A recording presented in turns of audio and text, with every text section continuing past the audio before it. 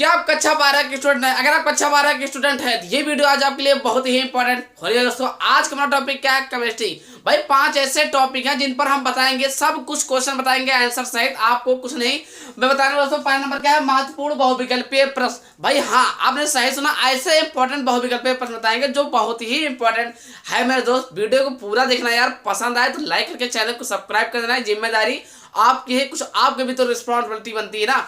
भाई बात की जाए दूसरा नंबर क्या है? महत्वपूर्ण नियम। ऐसे ऐसे नियम बताएंगे, अगर आप उन्हीं की तैयार करते हो ना तो वही आएगा यार। कौन है? नहीं यकीन है तो पूरा वीडियो तो देखो एक बार। तीसरा नंबर क्या है? महत्वपूर्ण परिभाषा। ऐसे ऐसे परिभाषा बताऊंगा, वादा के साथ है, सीना ठोक के बोलता हूँ, गारंटी वादा के साथ है। ये क्वेश्चन, ये परिभाषा आएगा जो मैं बताने वाला हूँ, आंसर सहित बताऊंगा दोस्त। चिंता लेने को नहीं, आपको चिंता देने को। बात किया चौथा नंबर क्या? महत्वपूर्ण न्यूमेरिकल्स। ऐसे न्यूमेरिकल बताएंगे ना यार, बिलियन लेसन का, विद्युत रासायनिक का, बल्कि तीनों पार्ट से ऐसे इंपॉर्टेंट न्यूमेरिकल बताएंगे। भाई वीडियो पूरा देखना है दोस्त, गारंटी है याद, गारंटी है आपको समझ में आ जाएगी। पांचवा नंबर क्या है? क्या होता है जब, मतलब रिएक्शन भी बताएंगे, सब कुछ मिलेगा यार। वीडियो को पूरा देखिए, तो पसंद आए तो लाइक करके चैनल को सब्सक्राइब करना है। अब हम बात करते हैं पहला नंबर क्या है? महत्वपूर्ण बहुविकल्पीय क्या है, करना क्या है, वीडियो को पूरा देखना है। बात करते हैं महत्वपूर्ण बहुविकल्पीय के अंतर्गत दोस्तों। पहला नंबर के लिए क्या है? भाई ये बहुत ही इंपॉर्टेंट है और बताएंगे। पहला नंबर के लिए क्या है? शुद्ध जल की मोलरता होती है। ऑप्शन रहेगा 55.56, दूसरा रहेगा 5.556, 0.18, 0.018। कौन ऑप्शन आपको सही? अगर आपको आता है तो आप बताइए कमेंट करके। पहले तो दोस्तों मेरा कहना है ये पहला ऑप्शन सही रहेगा, 55.56 शुद्ध जल की मोलरता होता है। ठीक, तो ये सब इंपॉर्टेंट दोस्तों आपको पता होना चाहिए। ये सब अगर आप पढ़ने वाले छात्र तो होंगे तो ये सब आपको देखते ही पता चल जाना चाहिए कि इस बात सही बोल रहा है बंदा, ये इंपॉर्टेंट है। तो दूसरा नंबर क्या है? निम्नलिखित में से कौन सा अणुसंख्य गुणधर्म है? ठीक, तो अणुसंख्य गुणधर्म दोस्तों इसमें कौन ऑप्शन सही रहेगा? पराशर दाब, मतलब दूसरा ऑप्शन सही इसमें। ठीक, तीसरा नंबर क्या है? ए, बी और सी तत्वों का मानक अपचयन विभव क्रमशः plus 0.68 volt, minus 0.50 volt, minus 2.5 volt है। उनकी अपचयन शक्ति का क्रम बताइए। तो दोस्तों इसमें आपका ऑप्शन नंबर सी से तीसरा सही रहेगा, सी से बी से ए, है ना भाई, ऑप्शन नंबर सही रहेगा। चौथा नंबर क्या है? प्रथम कोटि की अभिक्रिया के लिए वेग स्थिरांक के का समीकरण। मेरा कहना ये है, इन सबको दोस्तों एक बार रिवाइज जरूर कर लेना। ठीक, ये सब बहुविकल्प पे 20 नंबर आपका पक्का कराएंगे। तो दोस्तों हमने क्या बताया कि और इंपॉर्टेंट है ना, तो ये सबको आपको तैयार होना चाहिए।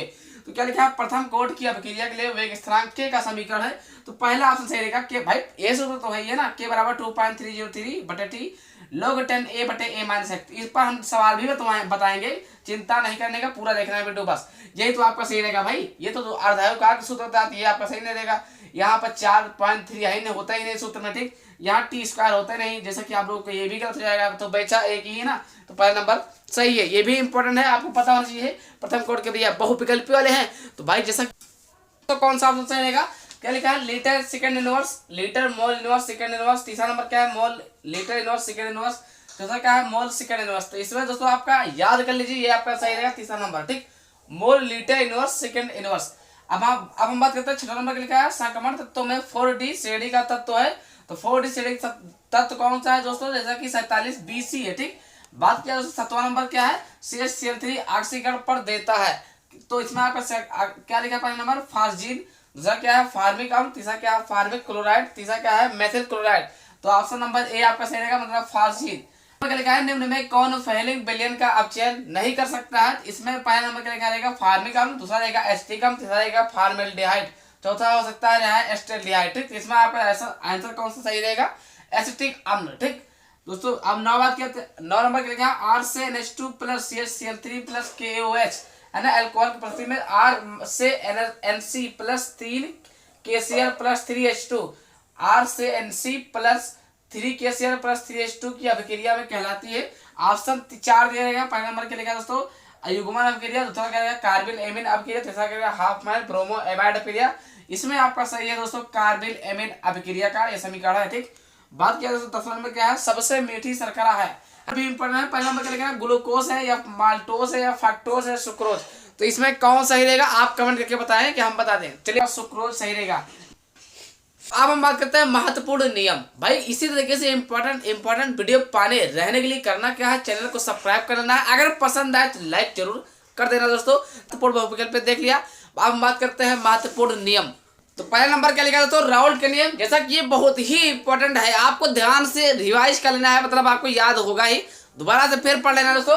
क्या लिखा है, कैसे करना, मैं सब पता होगा। क्या लिखा, किसी निश्चित ताप पर द्रव विलयन में उपस्थित किसी घटक का आंशिक वाष्प दाब उस घटक के मूल प्रभाज के समानुपाती होता है, इन्हें हम राउल्ट का नियम कहते हैं। ये सूत्र रहा P बराबर P नॉट ए, एक्स ए करो चाहे n ए करो, बात एक ही है, ठीक। तो P बराबर P not A X A plus P not B X B, आप ये रहा सूत्र, ऐसे लिखोगे तो पूरा नंबर मिलेगा, ठीक। अब यह नियम केवल अतितनु विलयनों पर कार्य करता है। दूसरा क्या है, एनटीपी पर दोनों घटक आवासशील होना चाहिए। एनटीपी का मतलब करता है नेचुरल टेम्परेचर प्रेशर, जिसे हिंदी में बोलते हैं सामान्य ताप दाब। ये मान के लिए इनका आना निश्चित है भाई, राउल्ट के नियम और कोलराउस के नियम का आना निश्चित है। केमिस्ट्री में ये दोनों जान है इनका, ये मान चलिए लिख चुका होगा, पेपर में रखा है, आपका इंतजार हो रहा है भाई। राउल्ट के नियम मैंने बता दिया, कोलराउस के नियम। अब हम बात करते हैं दूसरा नंबर के लिए क्या है भाई, कोलराउस के नियम क्या है। जैसा कि दोस्तों कोलराउस के नियम है, कैसे क्या करना आपको, किस तरीके से आपको याद करना कि आपको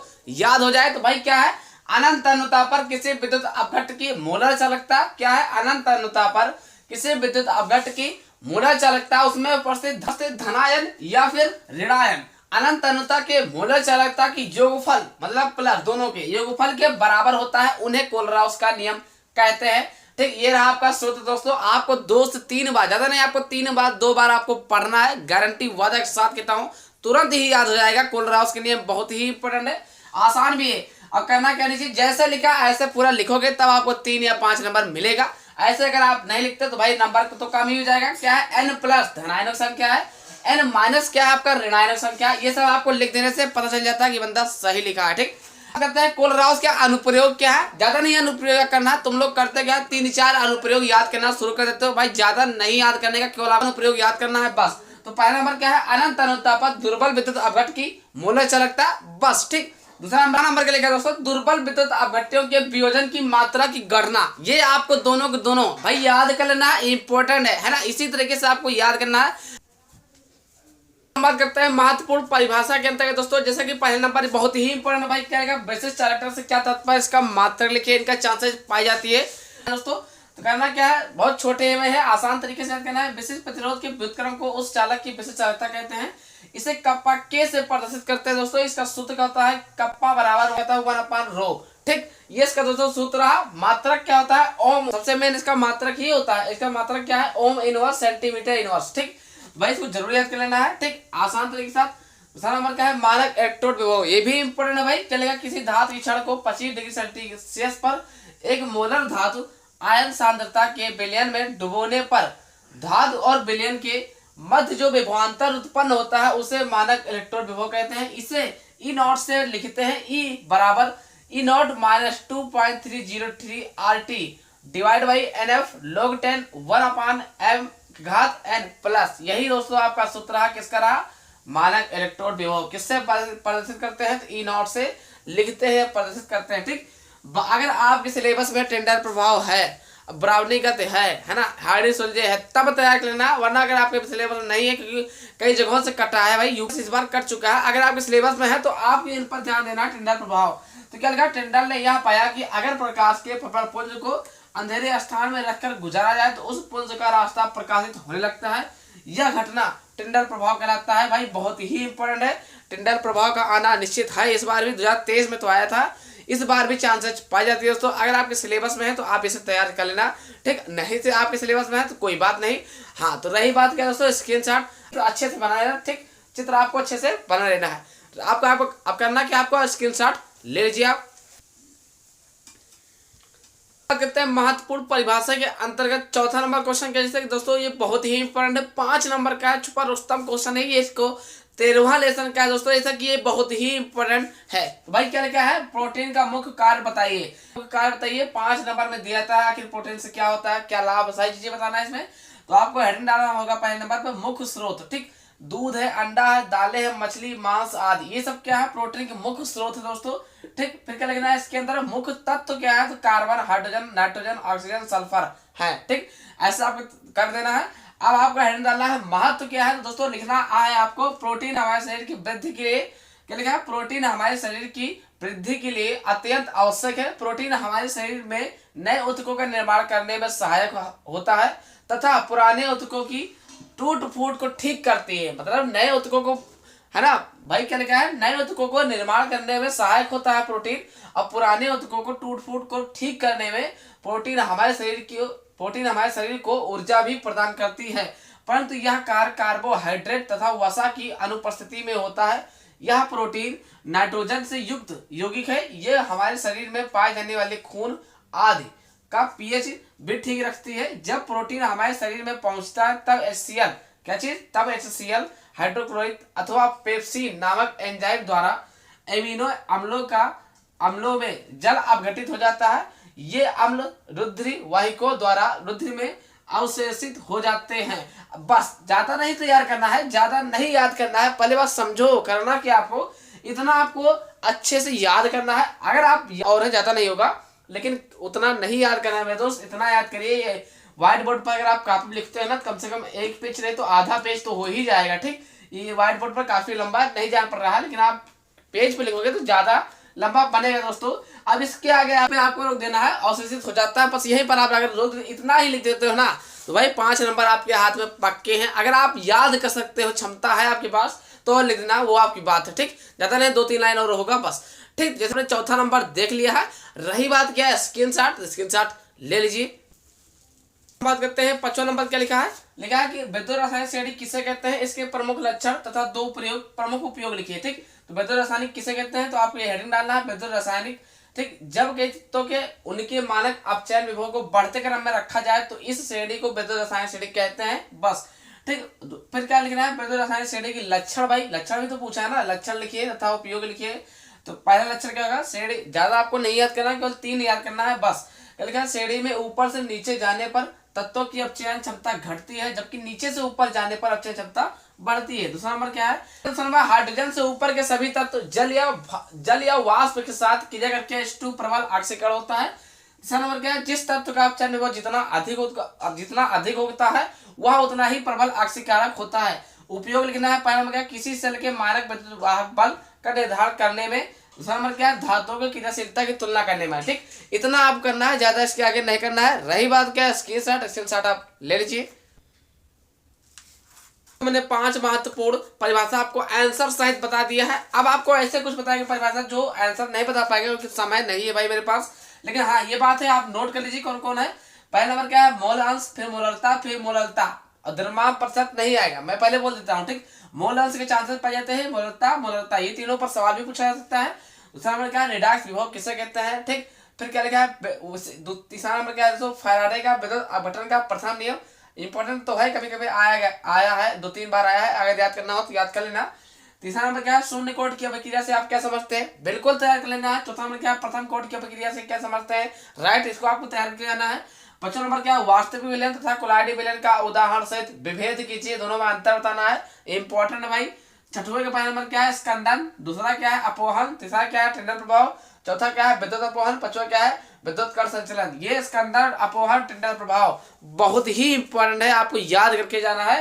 विद्युत कण संचलन भी इंपॉर्टेंट है दोस्तों, ठीक। ये टॉपिक 1 2 3 4 5 पांचों के पांचों इंपॉर्टेंट है। अब रही बात आपके सिलेबस में ना हो, कट गया हो, वो बात अलग की है, लेकिन ये बात तय है कि जिसके सिलेबस में ये है, स्कंदन, अपोहन, टिंडल प्रभाव, विद्युत अपोहन, विद्युत कण संचलन, ये मछली उनका तो पक्का है आना। संक्रमण तत्व किसे कहते हैं, ये आपको याद रख जाना है। 8वां नंबर क्या है, ब्राउनीगत क्या है, हाइड्रोजन क्या है, 2 है दोस्तों। ब्राउनीगत किसे कहते हैं, हाइड्रोजन का नियम लिखिए, दोनों के दोनों इंपॉर्टेंट है, ये मछली बहुत ही इंपॉर्टेंट है। अगर आप ये भी बात है कि नहीं है आपके सिलेबस में तो बात खत्म भाई, अगर आपके सिलेबस में नहीं है तो बात नहीं, लेकिन हाँ ये कहीं कहीं से है दोस्तों, पूछा जाता है। ब्राउनीगत और हाइड्रोजन के नियम, इनकी चांसेस पाई जाती है इस बार। 9 नंबर क्या है, न्यूक्लिक अम्ल क्या है, इनके 2 महत्वपूर्ण कार्य लिखिए, ये तो आपको होना ही चाहिए। न्यूक्लिक अम्ल बहुत ही इंपॉर्टेंट है। 13वां लेसन का है, जो अणु लेसन से मैं बताया जा रहा हूं दोस्तों। दूसरा नंबर क्या है, ग्लूकोसोजन ग्लूकोनिक अम्ल एवं सार्बिटाल को ग्लूकोज से कैसे प्राप्त करेंगे, ये भी 13वां लेसन से है, मतलब जैव अणु पाठ से है, ये मान चलिए, है ना। देखा जाए तो 9वां 10वां बहुत ही इंपॉर्टेंट है। रही बात क्या है, स्क्रीनशॉट ले लो, तैयार जरूर कर लेना है, और जो मैंने 5 बताया उनको भी तैयार कर लेना अच्छे से। अभी बताऊंगा न्यूमेरिकल, तो उससे पहले करना क्या है, इसको स्क्रीनशॉट ले लेना है। इंपॉर्टेंट वीडियो पाने रहने के लिए करना क्या है, चैनल को लाइक करके सब्सक्राइब जरूर करना है। इंपॉर्टेंट वीडियो डालता रहता हूँ।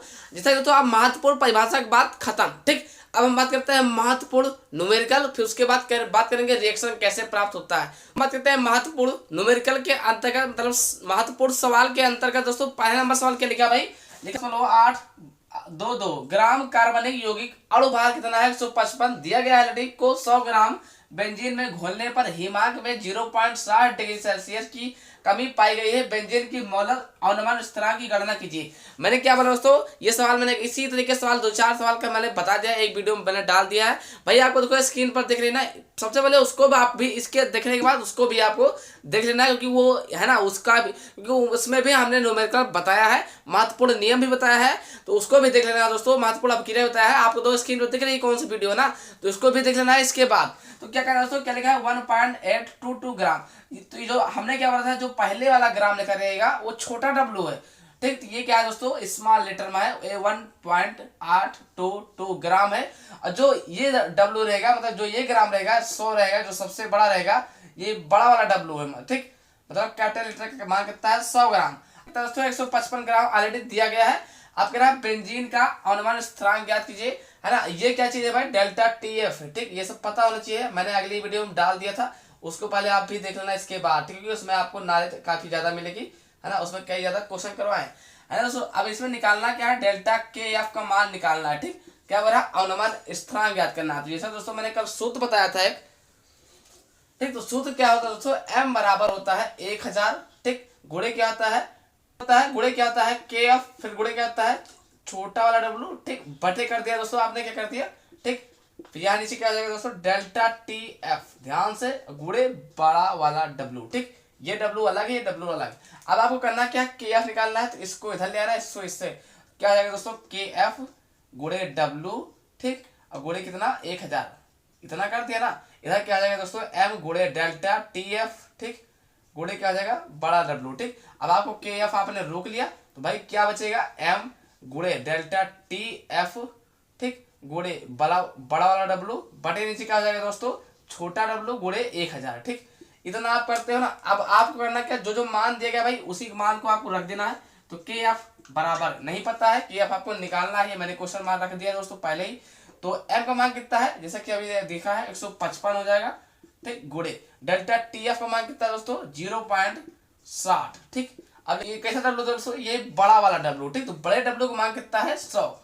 ठीक, ध्यान से देखना है, बटे आपने कर दिया, नीचे छोटा डब्लू है, छोटे डब्लू का मान कितना है दोस्तों 1.822, गुणे कर दिया, कितना लिखा है 1000। ठीक, इतना हो गया आपका। तो इसको करना क्या है भाई, यहाँ पर 1 2 3 है ना, तो कितने जीरो, 3 जीरो से 3 जीरो कैंसिल। ठीक, अब आपको करना क्या दोस्तों, इसको हल कर लेना है। कितना आ जाएगा 5.14 डिग्री सेल्सियस। आंसर यही रहा भाई, समझ ना होने का मैं इसका हल नहीं करा पा रहा हूँ, मतलब इसको भाग गुणा यही सब करना, बाकी कुछ है नहीं भाई, आप कर लेना। ठीक, इसके लिए हम क्षमा चाहते हैं। तो अब हम बात करते हैं दूसरा नंबर सवाल, महत्वपूर्ण न्यूमेरिकल के अंतर्गत दूसरा नंबर क्या लिखा है दोस्तों, लिखा है प्रथम कोटि की एक अपकेरिया में 50 सेकंड में पदार्थ की सांद्रता प्रारंभिक सांद्रता की आधी रह जाती है, इसका वेग स्थिरांक की गणना कीजिए। दूसरा नंबर न्यूमेरिकल से, जैसा कि ये भी इंपॉर्टेंट। तो भाई इसका सूत्र क्या होता है, पहले आप सूत्र जानिए। ठीक, K बराबर 0.6932 बटे क्या होता है, अगर क्या बोले वेग स्थिरांक की गणना कीजिए, आधी रह जाती है, तो क्या हो जाएगा T हाफ। ठीक, तो ये दोस्तों इसका रहा सूत्र। ठीक, अब इस सूत्र पर रखिए, आपका आंसर आ जाएगा भाई, K बराबर क्या हो जाएगा 0.6932। ठीक, नीचे क्या लिखा है T हाफ, तो T हाफ का मान कितना है दोस्तों 50 सेकेंड, यहाँ कर देना आपको 50। अब करना क्या दोस्तों, K बराबर, ठीक, जो 0.6 है ना, 0.6932 है ना, इसको करना क्या है 6.932, इसे करोगे तो 50, है ना दोस्तों। एक जीरो और आ जाएगा भाई, यहाँ पर एक जीरो था ही, एक जीरो यहाँ पर और आ जाएगा, तो क्या आ जाएगा K बराबर 6.932। और हम करेंगे क्या दोस्तों, 5 गुणे 10 घात ले देंगे प्लस के 2, यहाँ पर प्लस के 2 है। अब आपको करना क्या है कि K बराबर क्या आ जाएगा दोस्तों 6.932, नीचे क्या लिखा है 5, जो प्लस लिखा है प्लस में ना, इसको ऊपर ले जाओगे दोस्तों 10 घात माइनस के 2 हो जाएगा। अब इसको आपको भाग कर देना है, भाग करने पर इतना आंसर आ रहा है, तो भाई यही आपका आंसर रहा, K बराबर 1.386 गुणे 10 घात माइनस के 2, इतना ही आपको करना है, बस यही आपका आंसर है। मैंने क्या किया, यहाँ पर केवल जो पॉइंट इधर था ना 0.6 था, 6 के बगल पॉइंट लाओगे तो नीचे एक जीरो बढ़ जाएगा। बस यही आपको करना है। जैसे दूसरा नंबर सवाल ओके हो चुका है, इसको आप स्क्रीनशॉट ले लीजिए। भाई इंपॉर्टेंट वीडियो हमेशा डालता रहता हूँ, इसीलिए सब्सक्राइब कर लो अगर आपको अच्छा लगेगा। देखिए हम मेहनत करते हैं आपके लिए भाई ना, करते हैं तो आप मेरे लिए कुछ ना कुछ तो कर दे करो यार। आपका है ना दिल बड़ा रखो, इतना जानो बस, ठीक। 1-2 लाइक से आपका कुछ कम नहीं हो जाएगा भाई, कर दोगे लाइक है ना, कमेंट कर दो बस, तभी मेरा दिल त्वरित हो जाता है, खुश हो जाता है। लाइक सब्सक्राइब ये सब आपके ऊपर है, आपकी जिम्मेदारी है,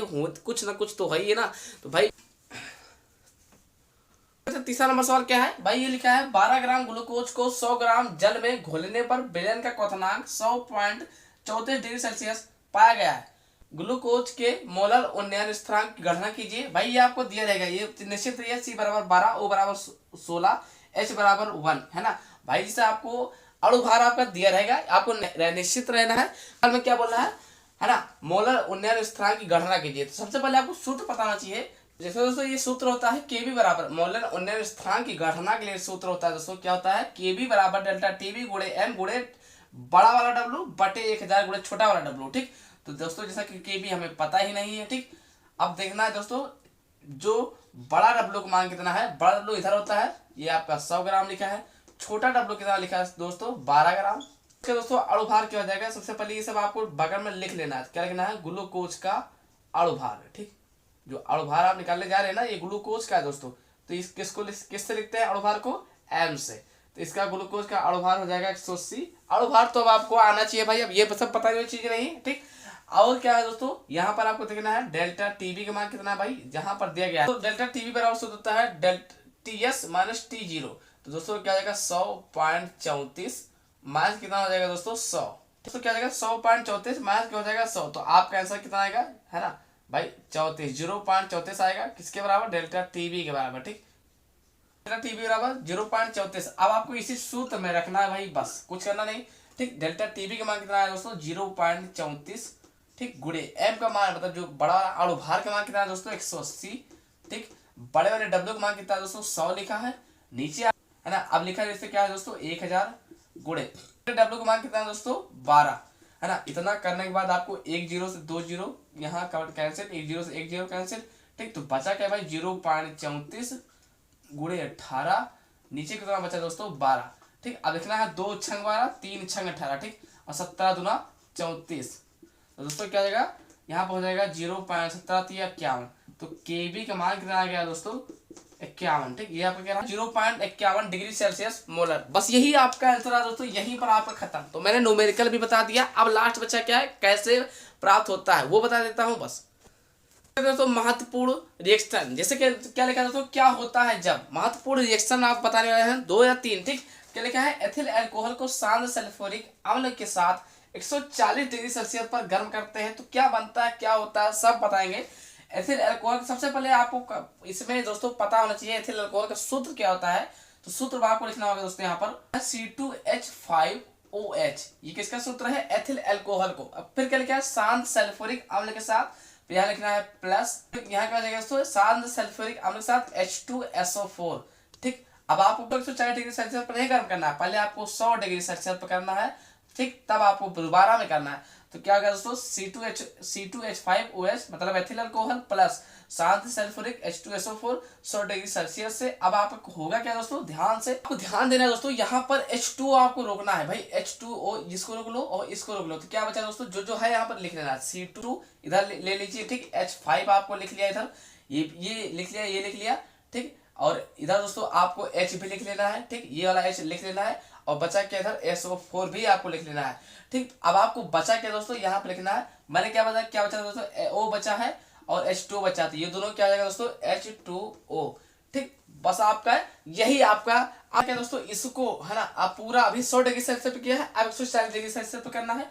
तो यहाँ क्या लिखना है C2H5, ठीक, HSO4, ठीक, प्लस लगाना है दोस्तों, प्लस लगा के क्या करना है आपको इसको लिखना है, मतलब C2H5OH के साथ अपग्रेड कराते हो तो यहाँ पर कितना दोस्तों कराना है 140 डिग्री सेल्सियस पर, ठीक। 100 डिग्री सेल्सियस पर हो गया, अब आपको करना क्या है 140 डिग्री सेल्सियस पर कराना है।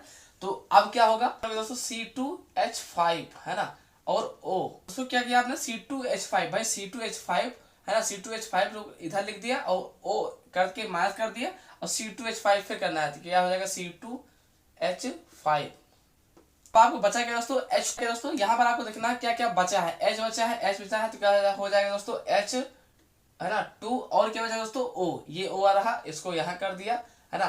फिर करना क्या है यहाँ पर SO4 लिख देना, ठीक, SO4। तो जैसे कि आप समझ गए क्या हो जाएगा H2SO4 इधर आपका बच चुका, ये आपका क्या दोस्तों डाई एथिल ईथर, ठीक। अब जैसे दोस्तों आप समझ गए भाई, ध्यान से 2-4 बार इसको देखना है, ठीक। डाई एथिल ईथर तुरंत नहीं 140 डिग्री सेल्सियस पे कर देना, पहले आपको 100 पे करना है फिर 140 पे करना है, ठीक। आपका पहले जल बनेगा फिर H2SO4 आ जाएगा।